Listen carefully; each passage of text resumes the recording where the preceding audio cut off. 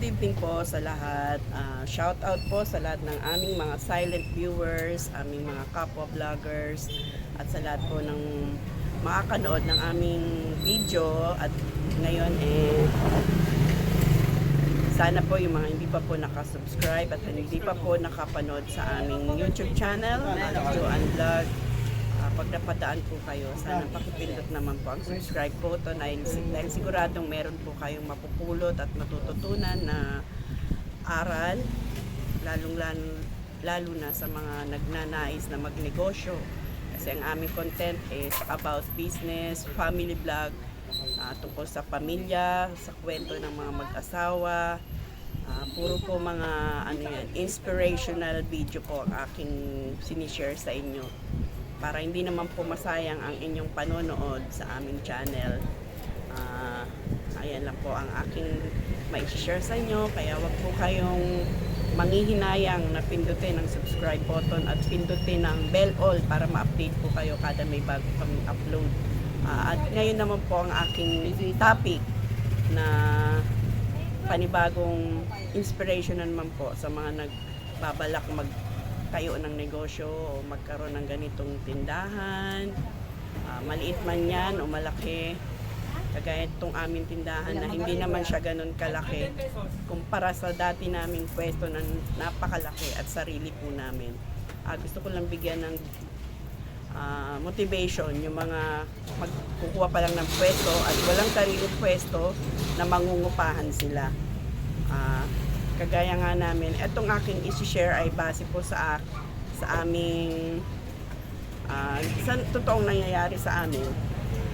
Kasi tulad nga yan, may malaki kaming pwesto dati pero na-demolish po yun. Kaya ngayon, etong aming pinipwestuhan, inuupahan lang po namin. Ngayon, nakaka-survive ba kami? Or meron nagtanong kung kapag maungupahan ka lang ba, makaka-survive ka, ganyan, lalo na kung malaki yung upa mo.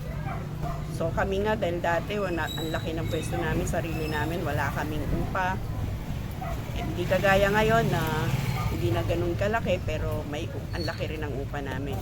So ang upa po namin dito is nasa 15K na po yan.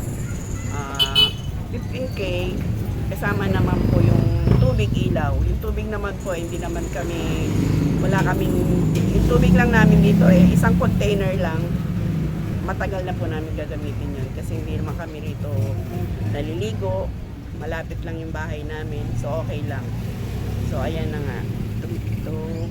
To cut the story short, nangungupahan po kami 15,000 a month. So dito sa aming tindahan na to, dito namin lahat kinukuha. Lahat ng aming expenses sa bahay, lahat ng mga gastos namin, mga pangangailangan namin, dito lahat. Wala kaming ibang source of income kundi dito lahat sa aming tindahan. So awa po ng Diyos na kahit na malaki may upa kami dito at wala pa kaming ibang source of income, dito lang nakaka-survive po tayo. Umabot po tayo ng ilang years na po sa pagtitinda at hanggang ngayon. So ganito po yan. Magkano yung malaki ng ganyan? Sa 170. 170. 170?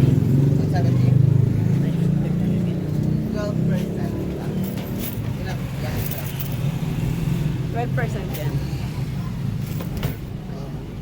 Dito namin lahat kinukuha, baon ng anak ko, pang tuition, lalo na dalawa yung nag-aaral ko, isang college, isang grade 10. So magkano po baon yan araw-araw.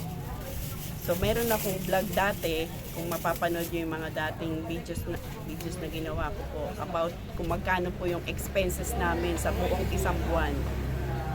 Siguro more than, nakalimutan ko na, 200K yata yun. Expenses lang namin yun sa isang buwan. Sana panoorin nyo para magkaroon kayo ng idea. So ngayon, kasi tulad niya, meron akong listahan kung magkano yung sales ko sa araw-araw. So halimbawa sa isang araw, Monday to Saturday, kasi weekly ako naglilista yung sales ko ng isang linggo. Basta ang nasa sales ko rito, lalo na kung may pasok, mababa na yung 10 to 12K pagka may pasok. Tapos mataas na yung maabot din kami ng 20K, maabot kami ng ganyang benta.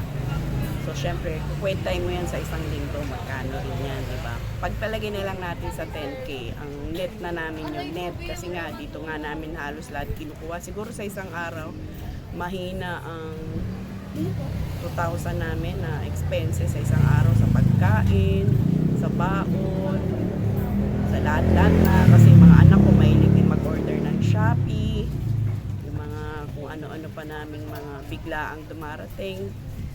Kaya mahina yung 2K namin sa isang araw. So, ang Meralco bills pa namin, ang Nawasa bills, lahat dito rin yan. Kaya yun, kung sa 10K na lang ang neto mo sa isang araw, so 70K yan sa isang linggo. So, net na yan, 70K. Malinis na yan. So, ngayon, pag namimili naman ako every 2 weeks, so, pag namili ako, kasi pag namili ako ng 2 weeks, so 140 na yan.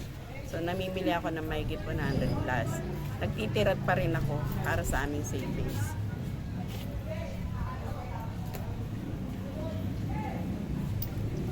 Hindi ko inuubos lahat yung benta ko ng 2 weeks. Nagtitira pa rin ako kasi gusto ko meron akong naiipon. Kasi ayoko nung ubos-ubos biyaya. Kasi ako, ang hobby ko is mag-ipon. Wait lang. Kaya kahit mayroon tayong upa, dito lahat kinukuha, nakakapag-ipon pa rin po tayo. At isa pa, ang masasabi ko, na ang ipon din namin ay nandito sa aming tindahan. Sa dami ng laman na rin po niyan, hindi na po masasabi kung magkano na pong halaga niyan. Pero next time, i-vlog ko rin sa inyo yan. So, kaya yan lang ang magiging inspiration ko sa lahat, sa motivation ko sa mga gustong magnegosyo. Lalong-lalo na sa ganitong paninda.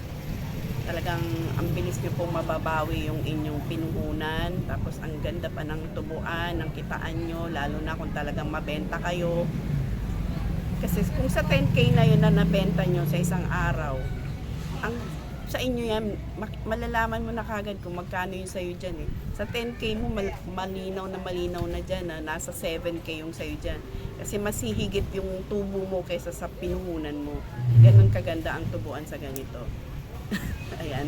Sa totoo lang, ayaw ko sanang ayaw kong i-broadcast. Pero dahil sa kagustuhan ko na rin na makatulong, sa ganitong paraan, makatulong ako sa inyo kasi marami na rin nagko-comment dyan na dahil daw sa kapanood ng vlog namin, ayun, natututo na sila magnegosyo at talagang nag-uumpisa na sila magnegosyo kahit maliit pa lang.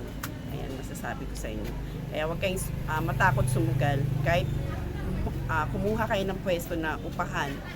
Basta kung halimbawa, kung talagang konti pa lang ang puhunan nyo, mag-umpisa kayo sa pwesto na mga 5K pataas kasi gano'n na ang presyuhan eh. Siguro 3K, bihira na lang kayo makakuha ng ganyang pwesto na 3K.